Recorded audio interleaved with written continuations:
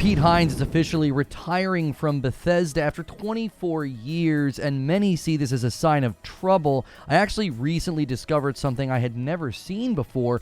In the wake of the announcement about Bethesda being acquired by Microsoft, I never looked at Pete Hines' official announcement about it. I only ever looked at Todd Howard's. So I want to look at that and really consider it in light of some of the things that we saw him say and just sort of his disposition and attitude about the acquisition in the wake of everything that happened, because I do think there is a couple of ways to look at this. I'm primarily landing on the position that he was not happy, and this is likely not a good sign for Bethesda. I think Pete Hines is a big loss to have him retire, even though they did just ship Starfield, and he may be just saying, look, I don't want to be on board for the next 6 years to get the Elder Scrolls 6 out the door. That could be the most simplistic look at this, but I actually think there's so much more going on here when you really consider the full scope. So let's just first look at his message, because I do think it is a very sweet message, but I even think there's a bit of a clue in here about the fact that he's doing this at 24 years. So he says, after 24 years, I've decided my time at Bethesda Softworks has come to an end. I'm retiring and will begin an exciting new chapter of my life, exploring interests and passions, donating my time where I can, and taking more time to enjoy life. This was not a decision I came to easily or quickly, but after an amazing career culminating in the incredible launch of Starfield, it feels like the time is right. This is certainly not goodbye by any means. My love of Bethesda and its people has not wavered, and I will never stop being part of this incredible community we have grown. Thank you to the hundreds and thousands of fans I've gotten to meet and talk to over the last 24 years. Your energy, creativity, and support has been such a big part of my journey. I look forward to experiencing the next part of the adventure alongside you. Working with amazing people, teams, and studios at Bethesda has been the greatest experience of my life. I'm incredibly proud of everything we have done together, and I'm genuinely excited to see the amazing things you guys will create next. Love you guys, Pete. So heartfelt, and I wanted to read that entire thing, because if I am going to talk about a man retiring, I want him to say it in his own words first. But I do think it's intentional that he mentioned 24 years twice, and I'll talk about that more in a second. Bethesda had a very, very nice message as well. You can read this if you want to pause it and read it. You can pause it and read it if you would like to. I don't really want to read through that, because I want to look at some things that really, I think, give me a version of this that I can't ignore, okay? I really feel like one way of looking at this is that he is jumping ship. He is not happy, and it's hard to argue that he was happy, because if you looked at his response to questions about Starfield going exclusive, it was basically an apology that, those headlines I don't think were very great for Microsoft and for Xbox and Bethesda and Starfield. He really stressed that the decision to make that exclusive was out of his hands.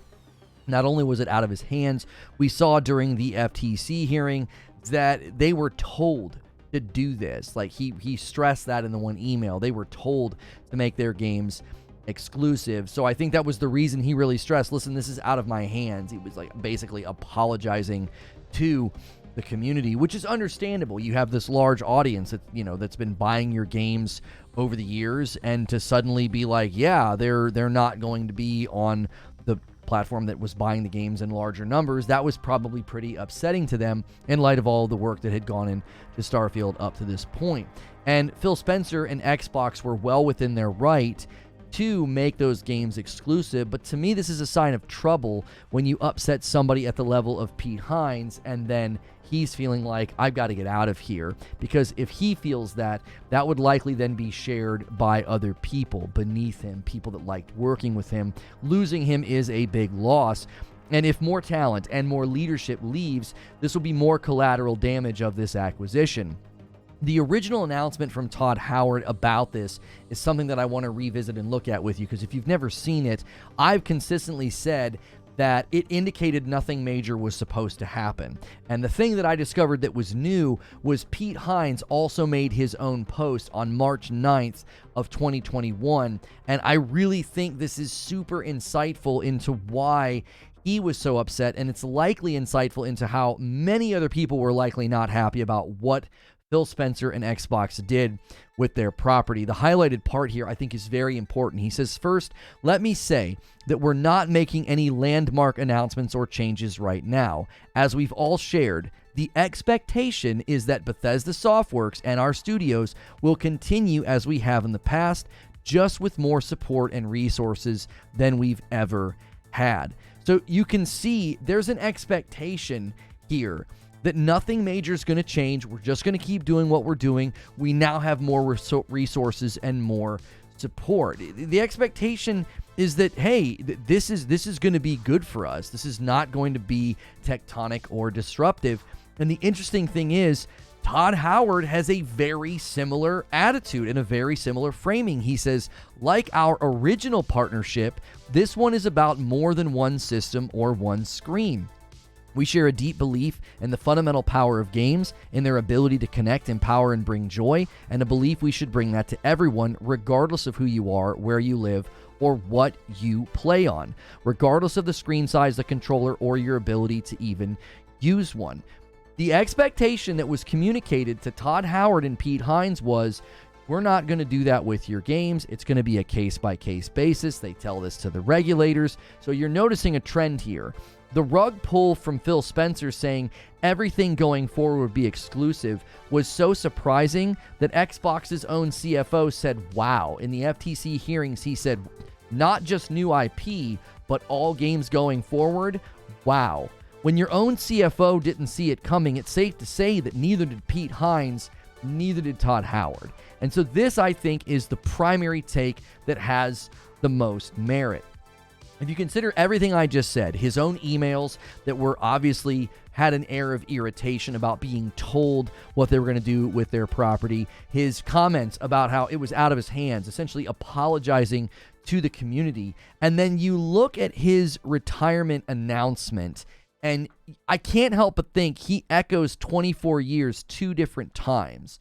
It's like, I don't even want to make it to 25 years. He wants us to know one more year for a nice, crisp 25 isn't worth it. It's like, I want out, and I want people to know that I want out. I don't think you put in 24 years at a company like this, have all these amazing experiences, and not just plug away for one more year for a nice 25-year send-off. I think he mentions 24 years twice. He's sort of saying something without saying something. Now, obviously, people are going to say, you're just trying to hate on Xbox. You're just trying to see something that isn't there.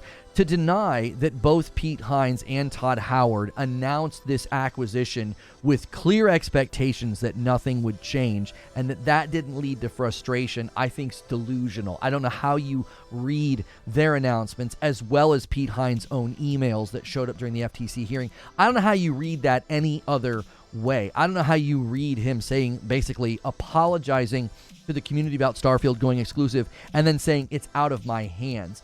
That's basically buck passing, I think, in the best way. It wasn't his decision. And I think that's the proper way to pass that buck, to be like, listen, we weren't going to do this. They came in and forced us to. It was so surprising that Xbox's own CFO says, wow. So a more simple way to look at this, I'm sure people are going to argue and push back and say, listen, Starfield just shipped. The next big project is Elder Scrolls 6. And rather than barely get started with it and then retire, he just wants to retire now. Again, if I'm with a company that long, it's got to be pretty bad for me to not want to put in one more year to hit that nice 25.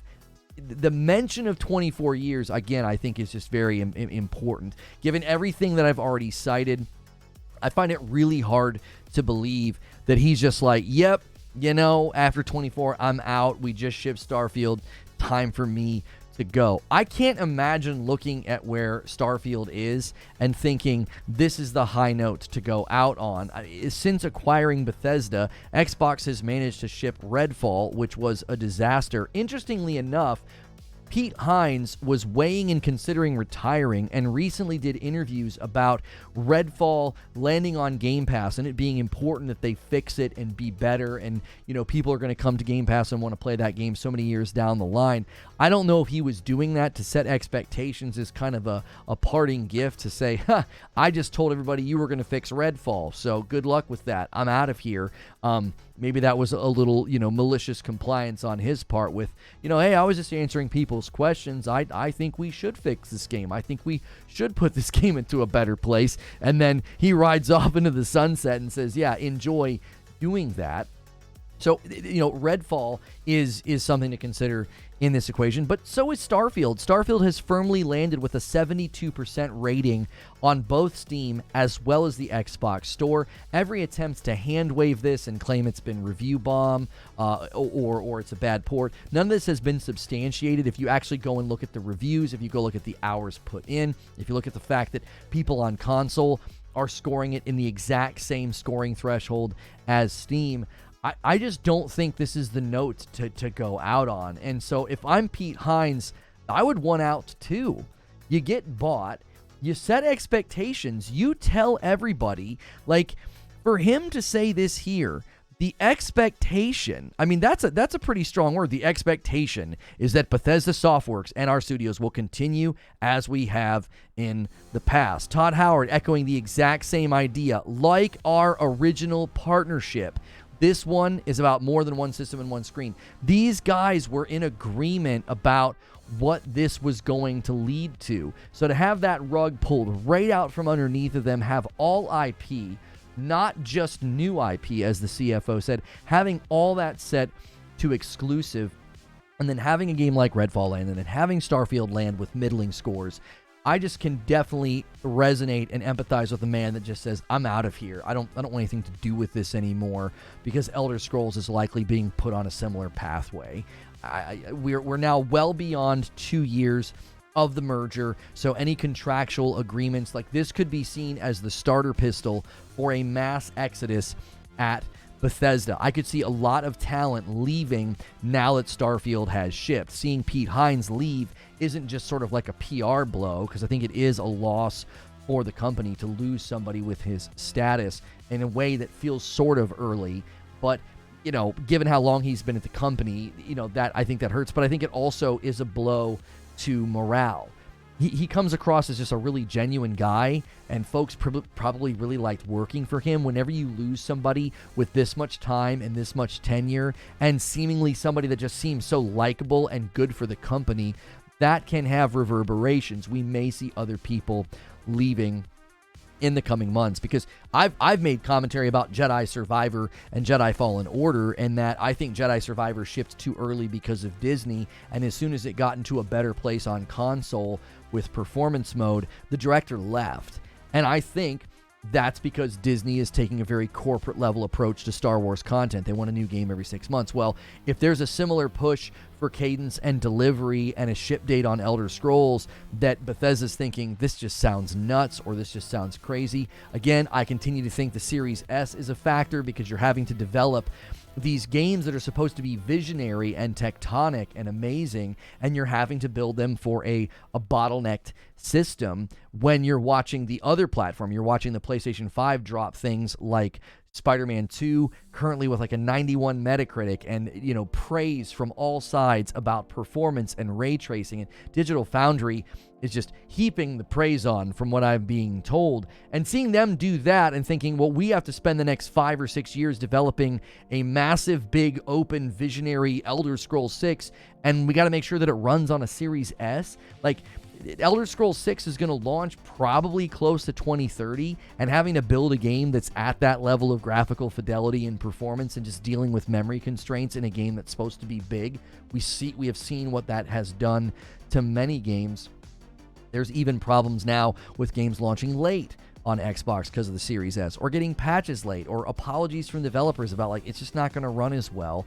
We've seen that with Quantum Error. We're seeing that with Lords of the Fallen. I definitely could understand this being sort of the beginning. Like, I think for now we have to wait to see if this is a start of a bigger problem. Seeing Pete Hines retire could literally be nothing. It could just be, no, this was planned for a long time. It was either going to be this year or next year, and he decided, let's make it this year. This could just be one man deciding to hang it up, or it could be the beginning of something much worse. I'd love to know what you think. You can leave a comment below.